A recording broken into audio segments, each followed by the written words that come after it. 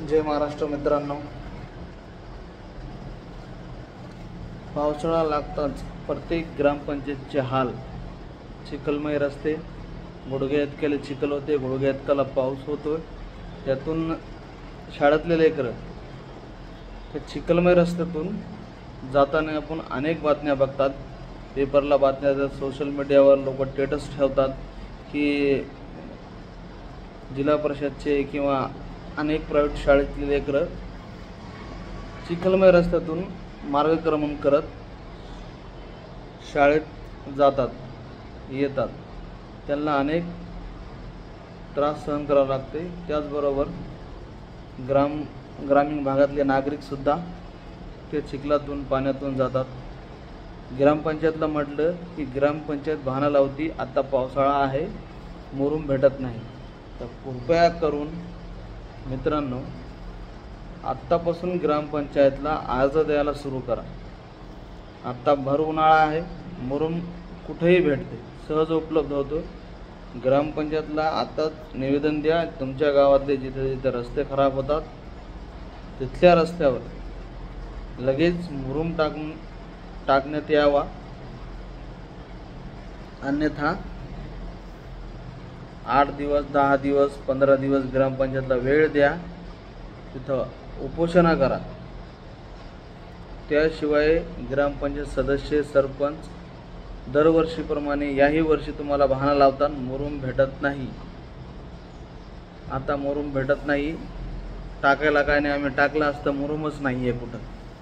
पावसाळा सुरू झालेला आहे, पावसाळा संपलं की रस्ता बरोबर करून देतो। म्हणजे 4 महिने आपण ज्यावेळेस गरज आहे त्यावेळेस चिखलमय रस्त्यातून जायचं, ज्यावेळेस गरज नाही मग आपण बी बोलत नाही, ते विसरून जातात। त्यांना माहिती आहे असेच बहाणे लावायचे आणि आपला कार्यक्रम चालू राहू द्यायचा। तर म्हणून मित्रांनो, आपल्याला विनंती आहे, ग्रामपंचायतमध्ये आपला सरपंच, भावकीतला सरपंच, विरोधक हा कुठलाही विचार न करता जे होणारा त्रास आहे त्याला आपल्याला सामोरं जावं लागते। त्यामुळं एक पेजचा अर्ज घ्या, त्याला काय लय पेज लागत नाही, 1 रुपया खर्च होणार तुमचा जास्तीत जास्त, आणि एक ओसी घ्या।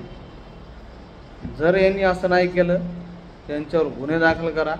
अशा सरपंचाला दुमार सदस्यसुद्धा होऊ देऊ नका, मग ते आपल्या भावकीत असो, मित्र असो किंवा शत्रू असो।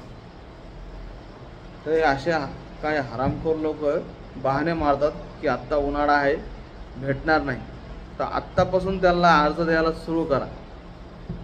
तुम्ही जर सुरू नाही केलं तर तुम्हाला याही वर्षी चिखलमय रस्त्यातून मार्गक्रमण करावं लागणार, तेवढं निश्चित आहे।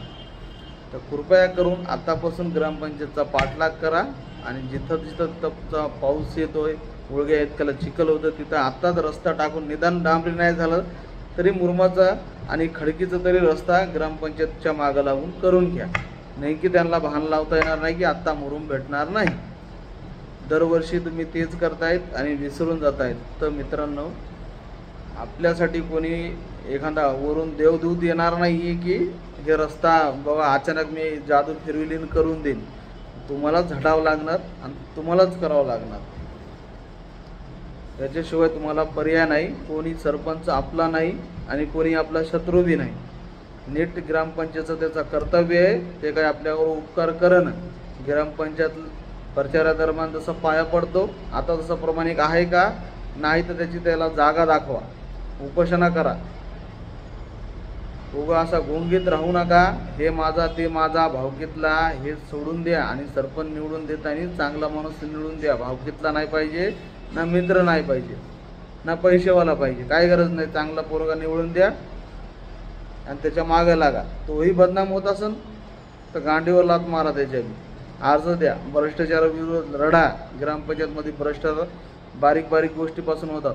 काय करतात, लाईटीचे खंबे लावायचे, बिल जास्ती दाखवायचं, संपला विषय।